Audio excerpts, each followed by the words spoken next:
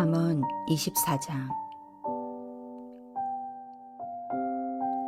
너는 악인의 형통함을 부러워하지 말며 그와 함께 있으려고 하지도 말지어다.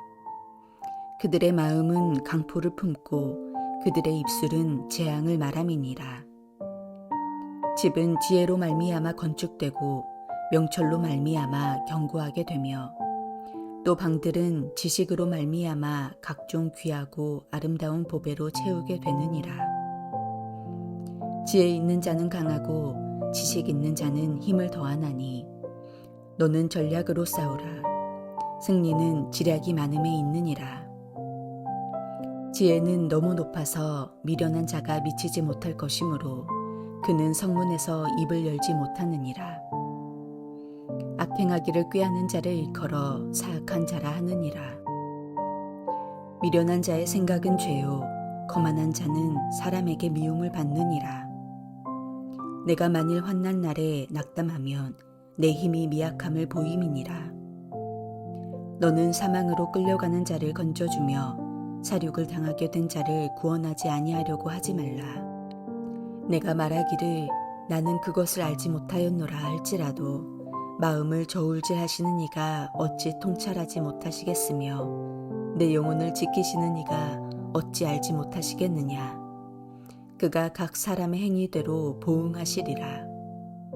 내 아들아 꿀을 먹으라. 이것이 좋으니라. 송이 꿀을 먹으라. 이것이 내 입에 다니라. 지혜가 내 영혼에게 이와 같은 줄을 알라. 이것을 얻으면 정령이 내 장래가 있겠고 내 소망이 끊어지지 아니하리라. 악한 자여 의인의 집을 엿보지 말며 그가 쉬는 처소를 헐지 말지니라. 대저 의인은 7번 넘어질지라도 다시 일어나려니와 악인은 재앙으로 말미암아 엎드러지느니라. 내 원수가 넘어질 때에 즐거워하지 말며 그가 엎드러질 때에 마음에 기뻐하지 말라. 여호와께서 이것을 보시고 기뻐하지 아니하사 그의 진노를 그에게서 옮기실까 두려우니라. 너는 행악자들로 말미암아 분을 품지 말며 악인의 형통함을 부러워하지 말라. 대저 행악자는 장래가 없겠고 악인의 등불은 꺼지리라. 내 아들아 여호와와 왕을 경외하고 반역자와 더불어 사귀지 말라. 대저 그들의 재앙은 속히 임하리니 그 둘의 멸망을 누가 알랴. 이것도 지혜로운 자들의 말씀이라. 재판할 때에 낯을 보아주는 것이 옳지 못하니라. 악인에게 내가 옳다 하는 자는 백성에게 저주를 받을 것이요 국민에게 미움을 받으려니와 오직 그를 견책하는 자는 기쁨을 얻을 것이요 또 좋은 복을 받으리라. 적당한 말로 대답함은 입맞춤과 같으니라. 내 일을 밖에서 다스리며 너를 위하여 밭에서 준비하고 그 후에 내 집을 세울지니라. 너는 까닭 없이 내 이웃을 쳐서 증인이 되지 말며 내 입술로 속이지 말지니라. 너는 그가 내게 행함같이 나도 그에게 행하여 그가 행한 대로 그 사람에게 갚겠다 말하지 말지니라. 내가 게으른 자의 밭과 지혜 없는 자의 포도원을 지나며 본즉 가시덤불이 그 전부에 퍼졌으며 그 지면이 거친 풀로 덮였고 돌담이 무너져 있기로 내가 보고 생각이 깊었고 내가 보고 훈계를 받았노라. 내가 좀 더 자자 좀 더 졸자 손을 모으고 좀 더 누워있자 하니 내 빈궁이 강도같이 오며 내 궁핍이 군사같이 이르리라. 잠언이 말씀하는 지혜는 단지 한 사람의 개인적 삶에 국한되지 않습니다. 본문이 말하는 지혜는 나아가 공공의 영역으로 확장되어집니다. 전쟁에서 이기는 힘도 지혜에 달렸고 성문으로 대변되는 사회적 지도력의 영역도 지혜가 필요한 일입니다. 만일 지혜가 없다면 재판할 때 사람의 죄를 판단하는 것이 아니라 얼굴을 보고 봐주는 일이 일어날 터인데 그것은 사회를 무너뜨리게 될 것입니다. 대인관계에서 지혜는 어떻습니까? 친구에게 바른 말을 해주는 것은 참된 우정의 기초가 됩니다. 그러면서 우리의 눈이 우리의 개인적인 삶을 넘어 공공의 영역으로 확장될 때 우리의 눈에 보이고 밟히는 것이 있습니다. 그것은 바로 악인의 형통입니다. 그런데 본문은 너는 악인의 형통함을 부러워하지 말라, 그와 함께 있으려고 하지 말라고 1절 말씀에 말씀하고 있습니다. 누구를 가까이 하는지가 그의 지혜로운 삶과 직결되는 문제이기 때문입니다. 그렇다면 의인과 악인의 차이를 만들어내는 것은 무엇이겠습니까? 삶의 중심을 어디에 두느냐의 문제입니다. 의인은 하늘의 뜻을 자기 삶의 기준으로 삼는 사람입니다. 옛날에 항해자는 북극성을 보면서 자신의 항로를 확인하곤 했다고 합니다. 북극성은 언제나 같은 자리에서 빛납니다. 하늘에 마음을 두고 사는 사람은 잠시 동안 흔들릴 수는 있지만 다시금 일어나 옳은 방향으로 나아갈 수 있습니다. 그것은 그가 하늘을 기준 삼아 살고 있기 때문입니다. 하지만 자신 혹은 자신의 욕망에 자기의 삶의 기준을 삼는 사람들은 한번 넘어지면 일어나기 어렵습니다. 회복 탄력성이라는 말이 있습니다. 공학에서 구조물이 충격을 받은 뒤에 원상태로 돌아오는 정도를 나타내는 말인데, 생태학에서는 생태계가 돌이킬 수 없을 정도로 망가지지 않도록 스스로를 보호하는 능력을 가리키는 말로 사용됩니다. 심리학에서는 어떤 큰일을 겪고 난 후 마음에 남은 상처 혹은 흔적을 나타내는 트라우마에 대처하는 개인의 능력을 이루는 말로 쓰입니다. 이 회복력이 큰 사람일수록 어려운 상황 속에서도 잘 적응하며 살아갈 수 있습니다. 그런데 히브리의 지혜자는 의인은 7번을 넘어지더라도 다시 일어난다고 말합니다. 탁월한 회복 탄력성을 갖고 있는 것입니다. 믿음의 사람들은 어떤 형태로든 하나님과 연결되어 있기 때문에 넘어져도 일어날 수 있습니다. 우리의 능력은 실패를 피해가는 것이 아니라 회복하는 회복력에 있습니다.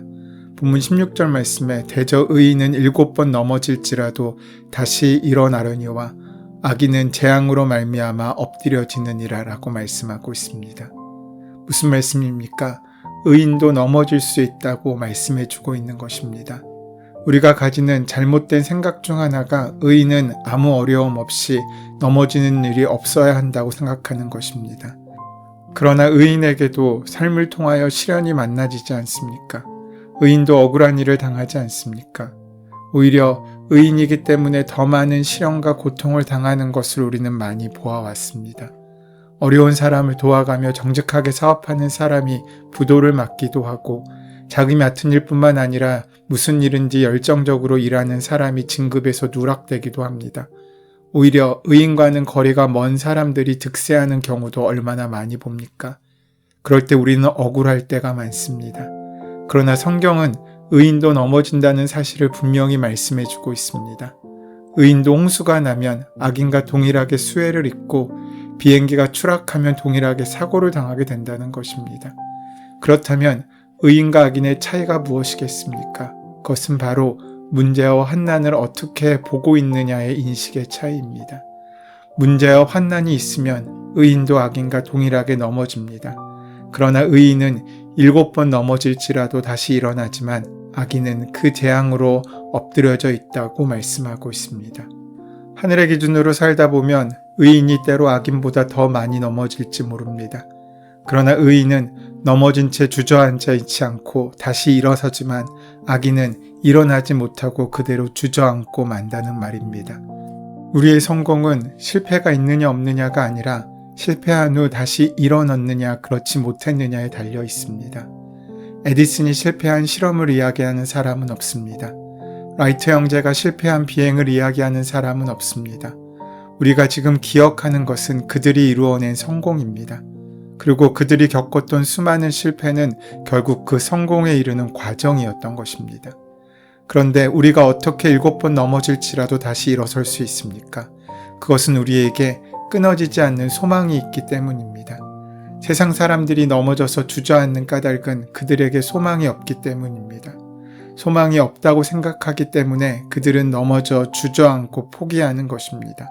그러나 우리는 날마다 새로운 힘을 주시는 하나님의 손길이 우리와 함께 하시기 때문에 소망을 바라볼 수 있습니다. 주저앉아 있을 수 없다는 것입니다. 이사야서 40장 29절 말씀을 보면 피곤한 자에게는 능력을 주시며 무능한 자에게는 힘을 더하시나니 라고 말씀하고 있습니다. 하나님께서는 이런 분이십니다. 이런 하나님이 우리와 함께하고 계시는 것입니다. 잠언의 기자는 계속하여 말씀합니다. 17절 말씀에 원수가 넘어질 때에 즐거워하지 말고 그가 걸려서 쓰러질 때에 마음에 기뻐하지 말라고 말씀합니다. 나를 괴롭히던 사람이 갑자기 불행한 일을 만나면 고소하다는 생각이 들 수도 있습니다. 어떻게든 살아보려고 애쓰다가 악한 자들에게 속절없이 이용당하거나 무시당한 경험이 있는 사람들이라면 원수의 이런 보응을 후련하게 느낄 수도 있지 않겠습니까? 그런데 오늘 잠언 기자는 원수들이 넘어질 때 즐거워하지 말라고 말씀하고 있습니다. 그런 마음 자체가 우리의 영혼을 피폐하게 만들기 때문입니다. 인간은 하나님의 형상을 따라 지음받은 존재입니다. 인간의 인간됨은 자기를 초월하여 하나님의 형상을 드러나는 데서 발현됩니다. 불의한 자들과 싸울 수는 있습니다. 하지만 그들이 사라지기를 바라거나 그들이 불행해지기를 바라는 것은 좋은 태도일 수 없습니다. 우리는 다만 그들의 불의한 행실을 버리고 참 사람의 길로 접어들길 바랄 뿐입니다. 우리가 원수의 넘어짐을 즐거워하거나 기뻐하지 말아야 할 더 큰 이유가 있습니다. 그것은 그들조차도 하나님께서 내신 존재이기 때문입니다. 하나님은 그렇게 어긋난 길로 가고 있는 사람들 때문에 애태우시는 분이십니다. 우리가 그들의 불행을 바랄 때 하나님께서는 그 마음을 아파하십니다. 18절 말씀에 주님께서 이것을 보시고 좋지 않게 여기셔서 그 노여움을 너의 원수로부터 너에게로 돌이키실까 두렵다 라고 말씀하고 있습니다. 환난 날에 낙담하는 것은 자연스러운 인간의 감정일 것입니다. 그러나 본문은 내가 만일 환난 날에 낙담하면 내 힘이 미약함을 보이니라 라고 10절에 말씀합니다. 오늘 우리가 환난 날에 환경 때문에 낙심하고 나를 힘들고 어렵게 만드는 악인들의 넘어짐을 가지고 즐거워한다면 그것은 그저 하나님의 능력이 아닌 내 자신의 또 다른 욕망에 사로잡혀 사는 인생일 수밖에 없습니다. 그런 우리에게 성경은 말씀하십니다.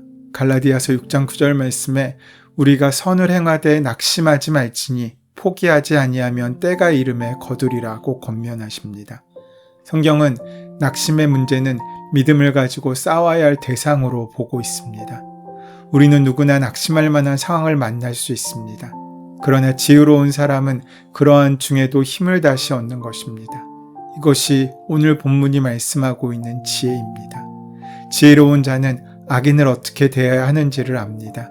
그는 악인의 형통을 부러워하지 말아야 하고 원수가 넘어질 때 기뻐하거나 즐거워하지 않아야 합니다. 그러나 이것은 인간의 본성을 거스리는 말씀이지 않습니까? 결코 쉬운 일일 수 없습니다. 하지만 그 일이 하나님께서 우리에게 원하시는 일이라면 우리는 그러한 삶을 살기 위해 애쓰고 노력하고 훈련할 수 있어야 합니다. 주님께서는 우리에게 악한 자로 인하여 분노하지 말라고 말씀하셨습니다. 우리는 그들이 행하는 악 자체는 미워해야 하지만 우리가 그들의 악과 그들을 심판하는 심판자가 아님 또한 기억해야 합니다. 악한 자의 심판을 논하면서 분노하는 것은 거만한 일입니다. 물론 복수심은 인간의 자연스러운 감정입니다. 하지만 하나님께서는 우리에게 그 복수심을 정당화하여 폭력을 행사하지 말라라고 말씀하십니다. 왜냐하면 심판자는 하나님이시고 우리의 억울함은 하나님께서 갚아주실 것이고 하나님께서 심판하실 것이기 때문입니다. 지혜를 멸시하고 지혜 없는 행악자에게 장래는 없습니다. 그러므로 우리가 여러 번 말했듯이 악인의 형통을 부러워할 필요가 없습니다. 그의 등불은 결국 꺼지고 말 것이기 때문입니다. 그러므로 오직 여호와를 경외하고 지혜가 없는 반역자와 사귀지 말라고 오늘 본문의 말씀은 경고하고 있습니다. 믿는다는 고백은 하나님께 내 삶을 단단히 붙들어 맨 채 살겠다는 다짐이자 선언입니다. 믿는 이들은 자기의 힘이 아니라 하나님을 신뢰하며 붙잡혀 살아가는 존재입니다. 그러하기에 쉽게 낙심하지 않습니다. 인간의 지혜보다 하나님의 어리석음이 낫고 인간의 가능성이 끝난 곳에서 하나님의 가능성이 시작됨을 확신하기 때문입니다. 그래서 지금 의인의 등불은 가물거리고 악인의 등불은 휘황찬란하다고 하여 낙심하거나 절망하지 마십시오. 그들의 등불은 꺼지기 마련입니다. 하나님께서는 우리 삶 가운데 늘 새 일을 시작하고 계심을 신뢰하십시오. 그리고 넘어져 있지 말고 다시 일어날 힘과 용기를 하나님의 약속과 성품에서 찾으시기를 바랍니다. 그렇게 혹시 넘어져 있다면 다시 일어나는 귀한 은혜가 함께하는 복된 하루가 되시기를 소원하고 축원합니다. 은혜의 주님, 우리가 지혜로운 인생을 세울 수 있도록 오늘도 하늘의 지혜를 사모하며 말씀을 붙잡고 사는 은혜를 허락하여 주시옵소서. 지혜와 동행하는 하루가 되게 하시고 어디를 가든지 함께 하시는 주님의 은혜를 기억하며 살 수 있도록 인도하여 주시옵소서. 예수님의 이름으로 기도드립니다. 아멘. 이제 오늘 우리에게 허락하신 말씀이 나에게 주시는 말씀으로 만나지기 위하여 오늘 본문의 말씀을 깊이 묵상하시고 함께 기도하시는 시간 갖겠습니다. 함께 기도합니다.